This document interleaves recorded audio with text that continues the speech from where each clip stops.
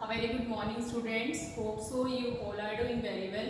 Students, today I am delivering the lecture on interest on capital, interest on drawings and expenditure on the installation of machinery and on the erection of building. कि आपकी capital पर interest कैसे calculate होगा, drawing पर interest कैसे calculate होगा और जो आप क्या कर रहे हो मशीनरी की इंस्टॉलेशन कर रहे हो, मशीनरी को लेके आ रहे हो, उसके क्या क्या एक्सपेंडिचर होते हैं and on the erection of building की बिल्डिंग को आप कंस्ट्रक्ट कर रहे हो, बनवा रहे हो, तो उसके ऊपर क्या क्या आपके खर्चे होते हैं, किस तरह से इसकी अकाउंटिंग ट्रीटमेंट की जाती है। इंटरेस्ट ऑन कैपिटल क्या है?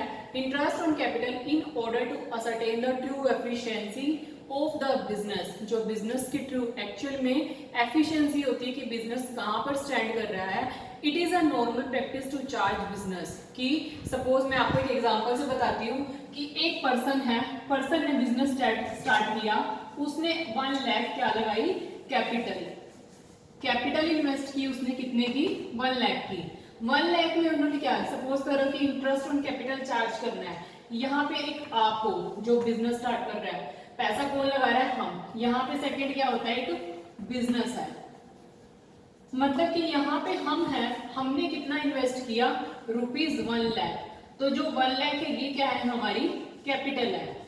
ये 1 लाख कैपिटल और ये बिजनेस में, बिजनेस में हमने इनको पैसा दिया, मतलब कि हमने कोई भी अमाउंट खर्च की है, जितनी भी हमने कैपिटल लगाई है वो हमने किस पे लगाई है?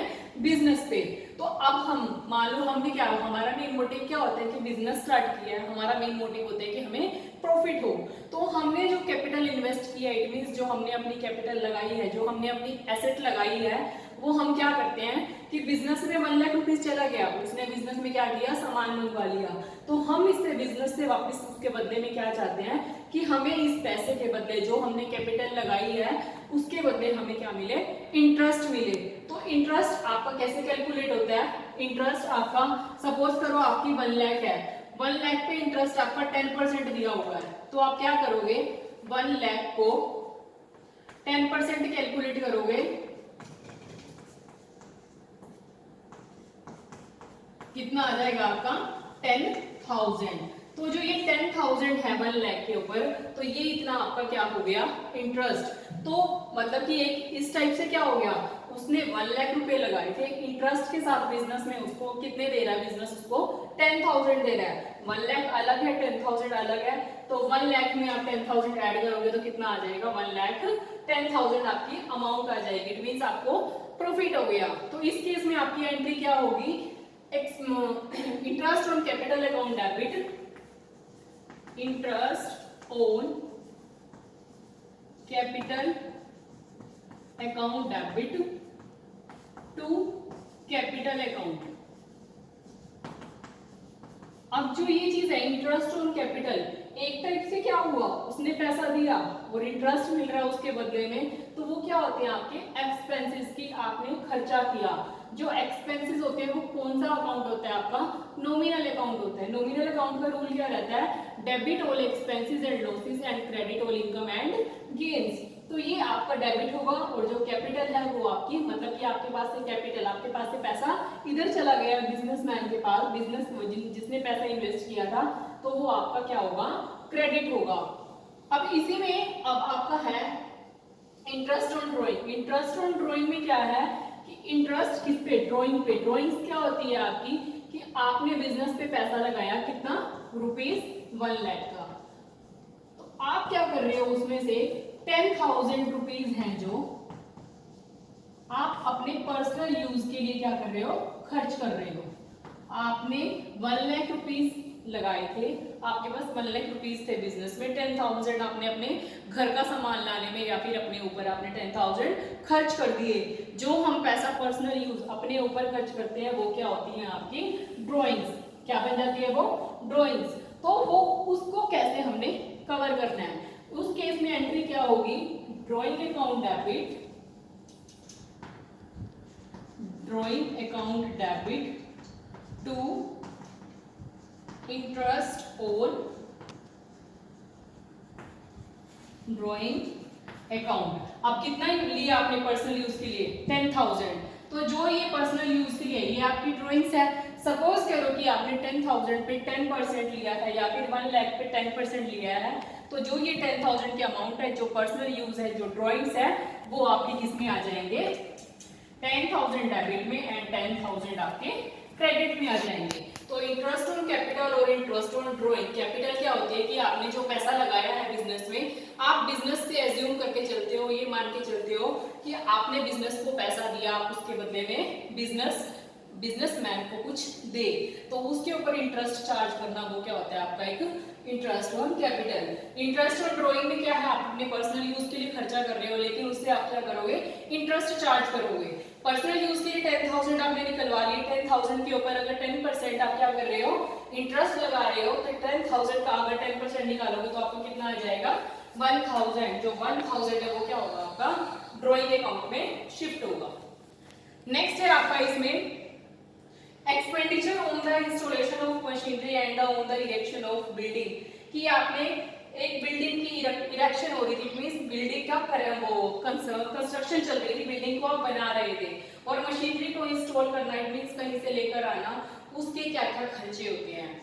अब जो मशीनरी और बिल्डिंग है वो क्या है, बिजनेस में एक एसेट्स है, किसकी, बिजनेस की एसेट्स हैं।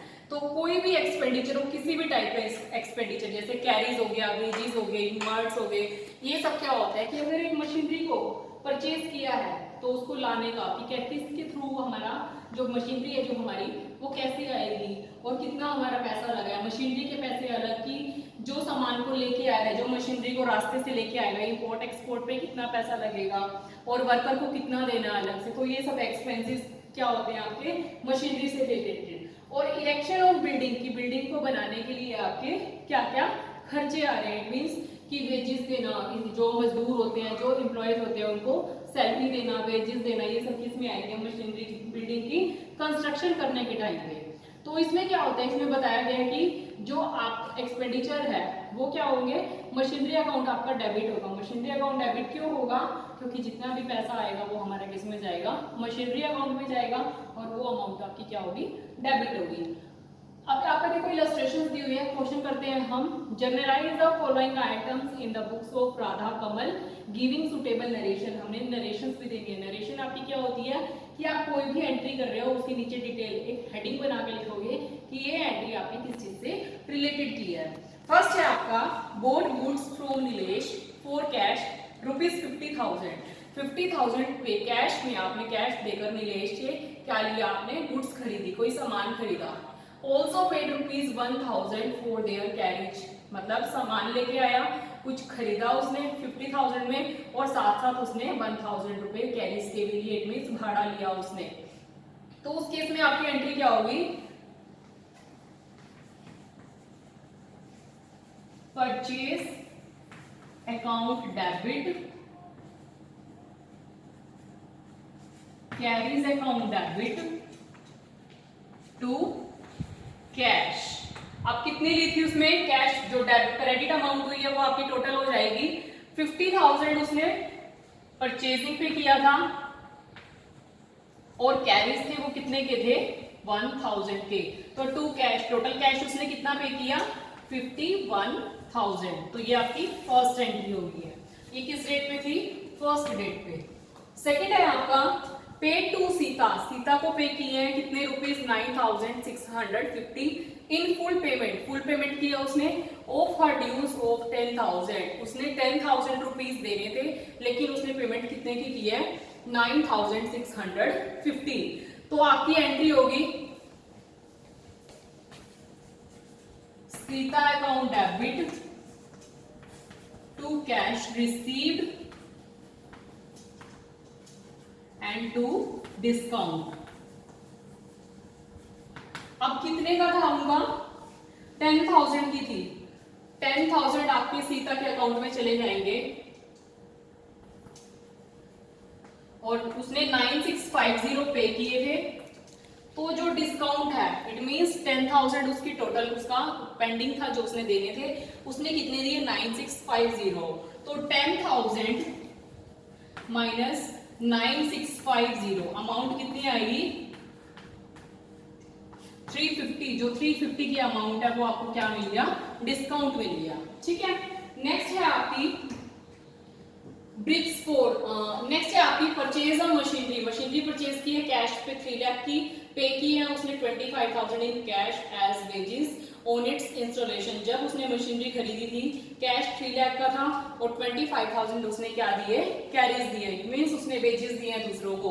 तो उस केस में आपकी मतलब कि आपने क्या करना है, टोटल कैलकुलेट करनी है। अब मशीनरी परचेज की है तो किस में जाएगी, आपकी मशीनरी अकाउंट में जाएगी, और आपने क्या पे किया है, कैश पे किया है। तो कितना आएगा आपका मशीनरी अकाउंट डेबिट, ये आपकी क्या होगी सेकंड एंट्री। थर्ड है आपकी machinery account debit to cash. कितने अमाउंट से है आपका 15 लाख अलग है, और सॉरी 3 लाख अलग है आपका और 25,000 अलग है। तो आपका 3 लाख प्लस में 25,000, इट मींस ये इतनी मशीनरी की वैल्यू है 3 लाख और 25,000 आपकी क्या है, वेजेस। तो टोटल कैलकुलेट करके कितनी आ जाएगी आपकी 3,25,000। ठीक है। नेक्स्ट है आपकी bricks for ₹15 lakh, timber 10 lakh, purchase for the construction of building. Building की कंस्ट्रक्शन के लिए उसने ब्रिक्स क्या होता है आपकी ईंटे, कितने की मंगवाई, ₹15 लाख की। टिम्बर मंगवाया उन्होंने 10 लाख का। तो the payment was made by cheque. Payment कैसे हुई है, चेक के थ्रू हुई है। कैश के थ्रू होती है तो आपका कैश अकाउंट आता है, चेक के थ्रू हुई है, चेक कहाँ पे डिपॉजिट करवाते हो, बैंक में, तो क्या आएगा आपका बैंक। तो बिल्डिंग पे कंस्ट्रक्ट हुआ है, building account debit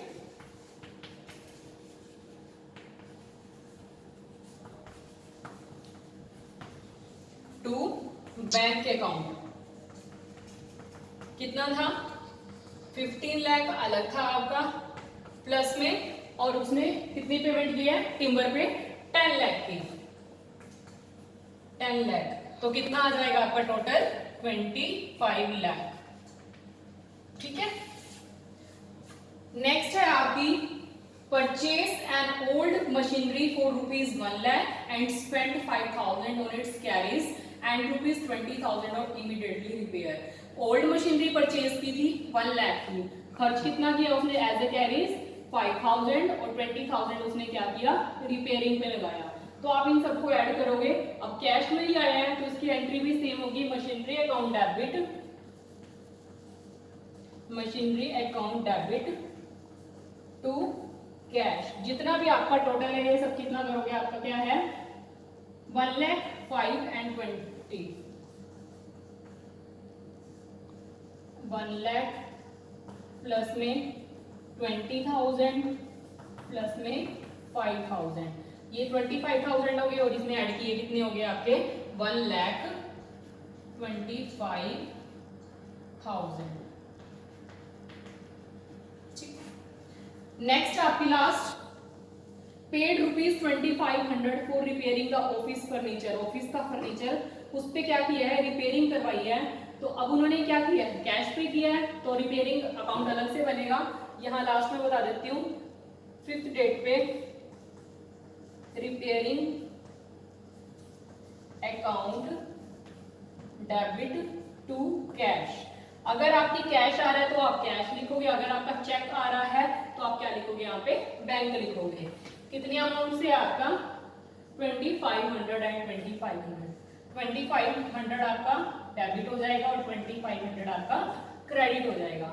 so students, मैंने आपको interest on capital, interest on drawing and expenditure, जब मशीनरी को परचेज करते हैं या फिर बिल्डिंग को इरेक्शन मींस कंस्ट्रक्शन करवा रहे हैं तो उस पे आपकी क्या क्या एंट्री होती है, क्या क्या आपके खर्चे रहते हैं, किस तरह से आपको उसकी अकाउंटिंग ट्रीटमेंट करनी है। So students, now close the topic. If you have any problem regarding this topic, please concern me on WhatsApp.